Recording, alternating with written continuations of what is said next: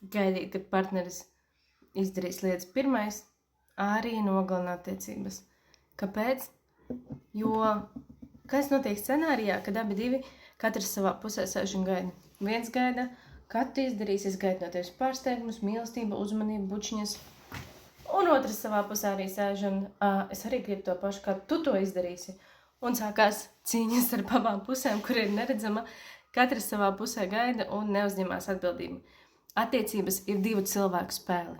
Divu. Nespēlē. Kad ilgtermiņā nespēlē, ja spēlē tikai viens. Jāspēlē ir abiem.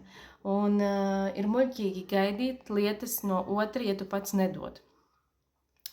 Ir jādod no sevis, no savas sirsniņas, no savām sajūtām, rūpes, mīlestība.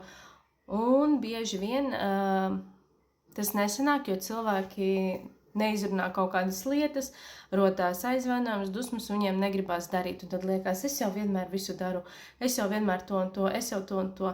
Nu, tādas lietas, tādas situācijas ir jārisina, jo pats par sevi tas neatrisināsies un paliks tikai sliktāk.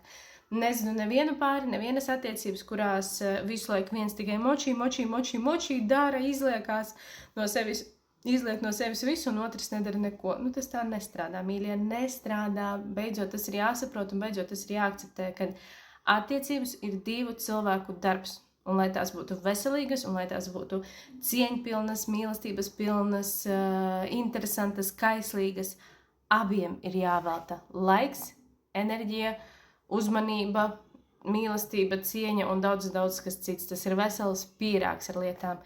Ja gadījumā tev ir jāpalīdz šis jautājums risināt un tev liekas, ka kaut kas nestrādā tā, kā gribētos, esmu te, lai tev palīdzētu, droši piesakies uz konsultāciju.